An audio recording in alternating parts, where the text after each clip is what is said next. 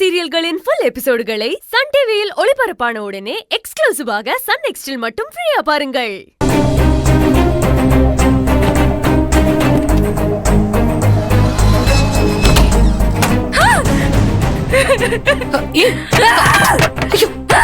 ஏய் பொன்னி பொன்னி பொன்னி என்ன பண்ணிட்டு இருக்க?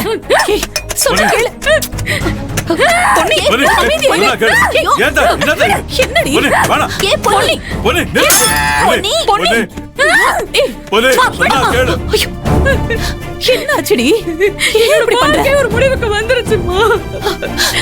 எந்த உறவு காலம் முழுக்க கூட வரும்னு நினைச்சனோ அது இனிமே எந்த காலத்துக்கும் இல்லாம போயிடுச்சு. சாகர வரைக்கும் ஆதரவா இருக்கும் நம்பி இருந்த சொந்தமும் நம்பிக்கை துரோகம் பண்ணிருச்சுப்பா. சுத்தி வந்தா பாரு. அது இப்போ எவ்வளவு எவ்வளவு எவ்வளவு பெரிய தப்பு இப்ப எனக்கு புரியுது. இதெல்லாம் நினைச்சு பார்த்தா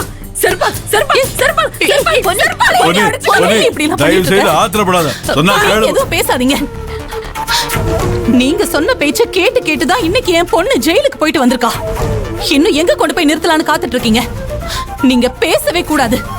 பேசுறதுக்கு தகுதி இல்லாத ஆளு நீங்க. மீறி பஞ்சாயத்து ஏதாவது பண்ணலான்னு நினைச்சீங்க. இங்க என்ன நடக்கும்னு எனக்கே தெரியாது. அவ்வளவு ஆத்திரத்துல நானும் என் பொண்ணு இருக்கோம். இங்க பாருமா, இனிமே சின்ராஸ் கூட என்னால வாழ முடியாது. எனக்கு வாழவும் விருப்பம் இல்ல. சின்ராஸ் கூட நான் சந்தோஷமா வாழணும்னு ஏங்கி தவிச்சதெல்லாம் போதும். இனிமே எனக்கும் அவனுக்கும் எந்த உறவும் இல்ல, ஒட்டும் இல்ல. இன்னியோட நான் என் ஆசையை குழி தோண்டி புதைச்சிட்டு மொத்தமா தலைமுழுக போறேன். ஏத்தா ஆத்திரத்துல என்ன பேசுற ஏது பேசுறன்னு புரியாம பேசுற. அவரை வெறுத்து ஒதுக்குற அளவுக்கு மாப்பிள்ள என்ன தப்பு பண்ணாரு? ஊருக்கே நல்லது செய்யற மனுஷன் உனக்கு எப்படி கெடுதல் பண்ணுவாரு சொல்லுதா? இப்படி மாப்பிள்ள மாப்பிள்ளன்னு சொல்லிக்கிட்டு உங்க அக்கா பையனை தலையில தூக்கி வச்சுக்கிட்டு ஆடினதுனாலதான் இத்தனை கொடுமைகளையும் என் பொண்ணு அனுபவிச்சுட்டு இருக்கா. நீங்க ஒருத்தர் சரியா இருந்திருந்தா இதெல்லாம் நடந்திருக்குமா? அந்த சின்ராஸோட நம்ம மக நல்ல வாழ்வானு தானே கல்யாணம் பண்ணி வச்சீங்க. இப்ப என்ன ஆச்சுன்னு பாத்தீங்களா?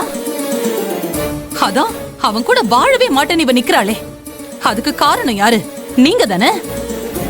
இதுக்கு மேலையும் அவன் நல்லவன்னு அவனுக்கு நீங்க வக்காலத்து வாங்கிக்கிட்டு பேசுனீங்க. அப்புறம் என் புருஷன் கூட பார்க்க மாட்டேன் சொல்லிட்டேன்.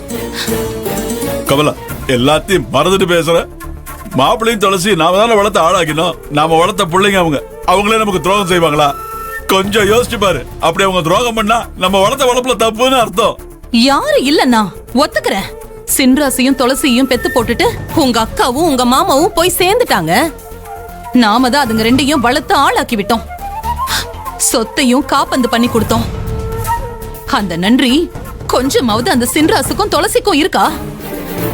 அவங்க எப்படி நினைச்சு பாப்பாங்க? அண்ணன் தங்கச்சியை நினைக்கிறதுக்கும் தங்கச்சி அண்ணனை நினைக்கிறதுக்கும் இது குறுகிறதுக்கே உங்களுக்கு நேரம் பத்தலையே. அதுக்குதான் அவங்க ரெண்டு பேரோட அன்பு பாசத்தை உடைச்சி எரிய போறேன். அவங்க ரெண்டு பேரையும் என் கண்ணு முன்னாடி வாழவே விட மாட்டேன். அந்த துளசி பேச்ச கேட்டுதான் அந்த சின்ராசே என்ன தனி மரமா நிக்க வச்சுட்டாரு. உன்னை வெயில்ல எடுக்க கூடாதுன்னு சதி பண்ணவங்கள நாம பழி வாங்கணும். அப்பதான் பொன்னி என் மனசு ஆறும். செய் பொன்னி. அவங்கள நீ எப்படி எல்லாம் சித்திரவதை பண்ணணும்னு நினைக்கிறியோ பண்ணு.